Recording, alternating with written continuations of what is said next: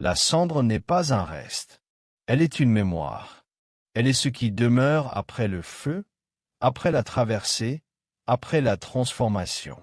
Là où tout a brûlé, là où les formes ont disparu, la cendre apparaît comme le dernier témoin du passage entre deux mondes. Elle ne crie pas, elle ne brille pas, mais elle porte en elle une puissance silencieuse que peu savent reconnaître. Dans la spiritualité, le feu est l'épreuve suprême. Il détruit l'illusion, consume l'ancien, purifie ce qui doit l'être. Et lorsque le feu s'éteint, la cendre devient le sceau de cette transformation.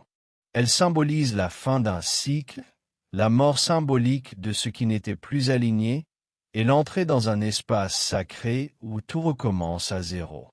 La cendre est le point de bascule, l'instant suspendu entre ce qui n'est plus et ce qui n'est pas encore.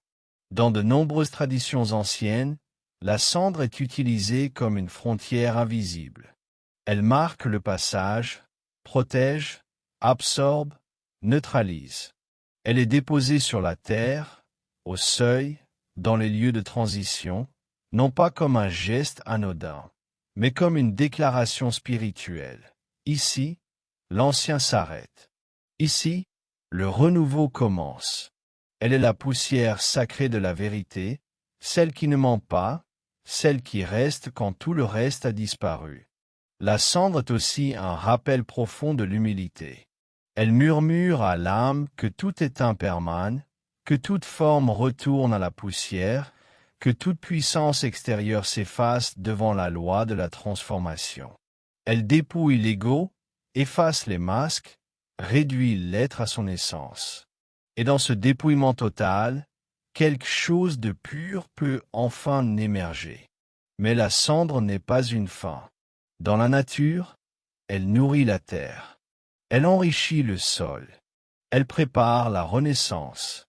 Spirituellement, elle devient le socle sur lequel une nouvelle conscience peut naître. Elle est le ventre silencieux du renouveau, la matrice discrète de ce qui est prêt à revenir à la vie sous une forme plus juste, plus alignée, plus consciente. La cendre enseigne que toute renaissance passe par une combustion intérieure, que rien de véritable ne naît sans avoir traversé le feu, et que ce qui reste, après la destruction, n'est jamais vide de sens. C'est là, dans cette poussière grise et sacrée, que repose la sagesse des anciens.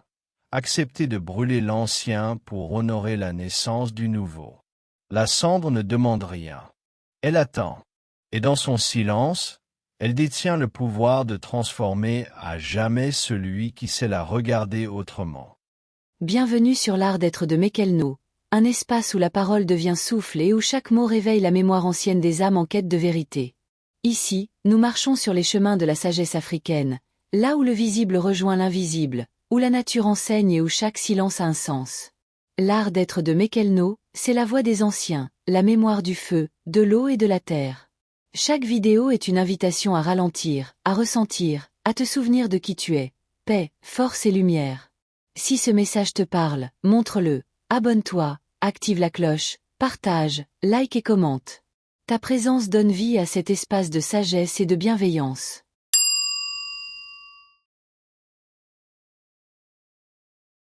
Si cette vidéo vous a plu, pensez à cliquer sur le petit pouce. C'est un geste simple qui fait chaud au cœur et soutient la chaîne Mekelno. Abonnez-vous pour ne rien rater des prochaines vidéos riches en inspiration, spiritualité, savoirs ancestraux, paroles de sages. Activez la cloche pour être informé dès qu'un nouveau contenu est publié pour profiter d'un vrai moment de paix et de connaissance à chaque fois. N'hésitez pas à partager cette vidéo autour de vous et à laisser un commentaire bienveillant, vos mots sont précieux. Merci du fond du cœur pour votre soutien. À très vite!